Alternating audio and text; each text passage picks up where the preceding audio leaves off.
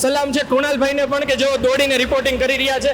મારો અનુભવ એ કહે છે કે જો ખેડૂત આગેવાની કરશે તો 100% ગાંધીનગર પહોંચશે. ને નેતા આગેવાની કરે તો રાજકીય લોકો નેતા બની અને ખેડૂતની વાત કરશે તો આ ગાંધીનગર નહીં પહોંચે, વચ્ચે ફિયાસ્કો થઈ જશે એવું મને અત્યારે દેખાઈ રહ્યું. પ્રવીણભાઈ નથી બતાતા, ગોપાલભાઈ નથી બતાતા, રાજુભાઈએ તો આખી પાટલી બદલી નાખી છે.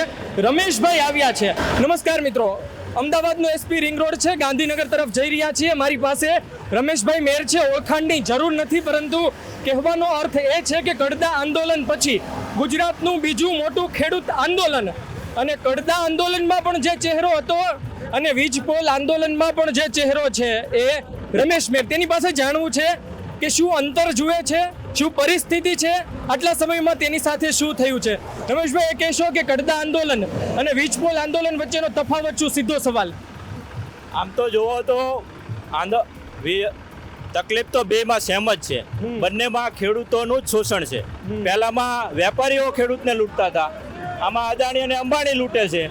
તો વાત એક જ છે કે ક્યાંક ને ક્યાંક એવું છે કે આ અદાણી અંબાણીના જે ચમચાગીરી કરીને જે સરકાર અત્યારે કામ કરી રહી છે અને ખેડૂતની જે છાતી ઉપર પોલ નાખી રહ્યા છે, ખેડૂતની જે જીવાદોરી જમીન છે, જે ખેતી છે, ખેતીલાયક જમીન છે, એના ઉપર અત્યારે પોલ નાખી અને જે ષડયંત્ર રચી રહ્યા છે, ક્યાંક ને ક્યાંક ખેડૂતની જે જમીન થોડી ઘણી છે એ પણ પચાવવાનું કામ અત્યારે આ ભારતીય જનતા પાર્ટીની સરકાર અને ઉદ્યોગપતિઓ સાથે મળીને કરી રહ્યા છે. રમેશભાઈ, એ કહો કે કડદા આંદોલનમાં તમે જેલ ગયા હતા, એ સમયે લાઠીચાર્જ થયો હતો. આ વખતે લાગે છે કે એવી કોઈ પરિસ્થિતિનું નિર્માણ નહીં થાય? કોઈના બાપની તેવડ નથી કે ખેડૂત ઉપર કોઈ લાઠીચાર્જ કરી શકે. બરાબર, જે તે સમયે હર્ષ સંઘવી અને મુખ્યમંત્રી અને ઉપરથી જે વ્યક્તિઓ હતા ક્યાંક ને ક્યાંક ખેડૂતને પોતાના તાજ સમાન ગણતા હતા, એના ઉપર લાઠીચાર્જ કરાવીને મોટી ભૂલ કરી છે અને એ ભૂલ એમને આવનારા સમયમાં દેખાઈ આવશે. અત્યારે લોકો અને ખેડૂતમાં આક્રોશ છે. આ જગતનો બાપ છે, જગતના બાપ ઉપર તમે લાઠીચાર્જ કરતા પહેલાં 8 વખત નહીં 1000 વખત વિચારવું જોઈએ. પણ કમનસીબી એ છે કે જય જવાન જય કિસાનનો આપણે નારો લગાવીએ છીએ. ખેડૂત અને યુવાનને બંનેને એક સાથે હામહામા કરી અને આ રાજનીતિ કરવાનું કામ અત્યારે આ ભારતીય જનતા પાર્ટી કરી રહી છે. પણ હું અહીંથી તમારા માધ્યમથી કહેવા માગું છું કે એ સરકાર હે મત બનેલી સરકાર. તમને અહીંથી કહેવા માગીએ છીએ કે જે રીતે ખેડૂત પોતાના ખેતરે ગાંડો બાવળ ઉગે અને જે રીતે જડ મૂળથી ઉખાડી નાખે છે, એમ આવનારા સમયમાં જો ખેડૂત એક થયો અને આ રેલી જો ગાંધીનગર સુધી પહોંચી ગઈ તો તમારા જે સત્તાના જે પહોંચી ગઈ એટલે નહીં પહોંચે એમ હજી તો વચ્ચે છીએ, પહોંચશે. ખેડૂત ઈચ્છે તો પહોંચશે. રાજકારણ તમારો અનુભવ શું કે? મારો અનુભવ એ કહે છે જો ખેડૂત આગેવાની કરશે તો 100% ગાંધીનગર પહોંચશે.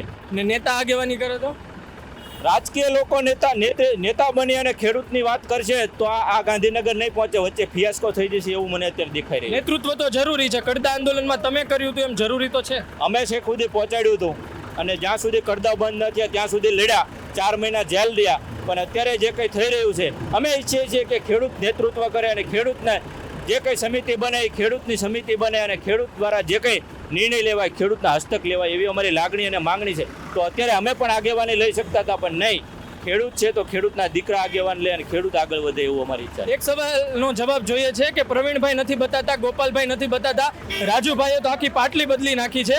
રમેશભાઈ આવ્યા છે. કોંગ્રેસના નેતાઓ ભલે નેતૃત્વ કરે, રમેશભાઈ આવ્યા છે. કઈ રીતે? જો ગોપાલભાઈ કોંડ ગયા હતા, પ્રવીણભાઈ સતત આ બાબતમાં લાઇનઅપ છે, સતત એ પણ ખેડૂતોની આવ્યા છે અહીંયા. અમે પ્રતિનિધિત્વ આવ્યો ને બીજા આવ્યા ને બીજા પણ આવશે જ ને, કેમ નહીં આવે કેવો જોઈએ. એટલે કોઈ પણ વ્યક્તિ પ્રતિનિધિત્વ આવે એટલે ઘણું બધું ગણાઈ જાય.